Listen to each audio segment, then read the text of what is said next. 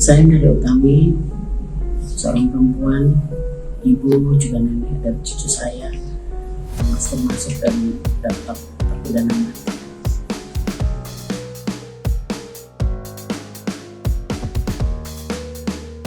Setelah menjalani kurungan penjara selama 22 tahun, Mary Utami, seorang terpidana mati kasus peredaran narkoba, akhirnya mendapatkan grasi presiden. Mary Utami adalah pekerja migran yang bekerja di Taiwan. Ia adalah pekerja biasa, seorang wanita yang mencari penghidupan di luar negeri.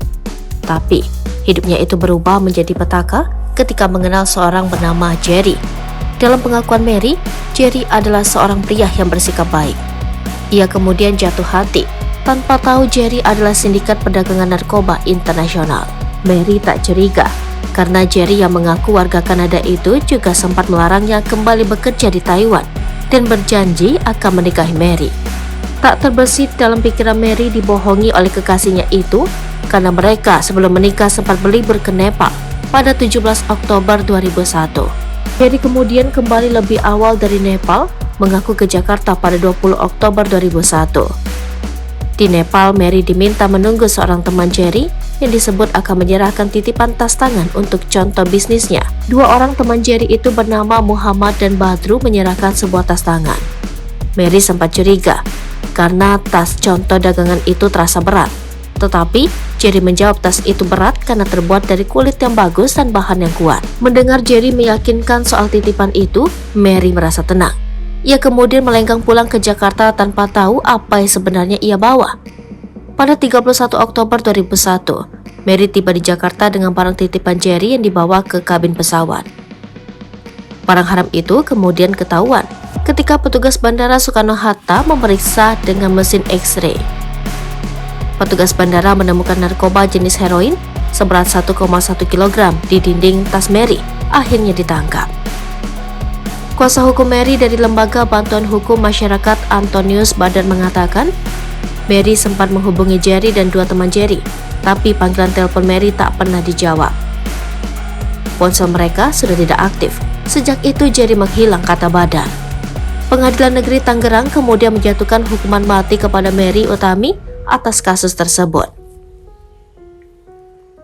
Dokumen laporan mati 2020 Institute for Criminal Justice Reform menyebutkan Mary Utami nyaris menjalani eksekusi mati.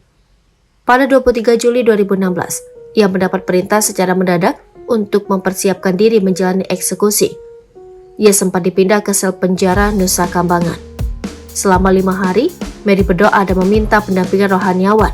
Saat itu juga ia mengajukan gerasi dan menunggu jawaban Presiden Joko Widodo. Pada 29 Juli 2016, ketika 4 narapidana lainnya telah dieksekusi mati, Mary mendapat kabar eksekusinya ditangguhkan.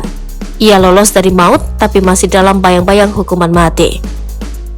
Setelah menjalani kurungan penjara selama 22 tahun, Mary kemudian mendapat kabar gerasi yang ia ajukan di tahun 2016 lalu dikabulkan oleh Jokowi. Kuasa hukum Mary Utami dari LBH Masyarakat, Aisyah Humaida mengatakan, keputusan Presiden nomor 1/G 2023 itu dikeluarkan pada 27 Februari 2023. Namun, kabar tentang gerasi baru diterima Aisyah lewat Mary pada 24 Maret 2023 lewat sambungan telepon. Waktu itu, dia menyampaikan gerasi sudah turun lewat telepon, ujar Aisyah di kantor LBH Masyarakat Tebet, Jakarta Selatan. Aisyah bersama tim LBH Masyarakat kemudian mencoba melakukan konfirmasi dengan bersurat kepada Kementerian Hukum dan Hak Asasi Manusia. Namun, surat mereka tak kunjung dibalas. Akhirnya Aisyah mendatangi Lapas Semarang, tempat Mary ditahan. Kamis minggu lalu 6 April 2023 ke lapas untuk lihat salinan gerasi secara langsung. Dan ternyata hukumannya untuk Mary sudah diubah dari mati menjadi seumur hidup, ujar Aisyah.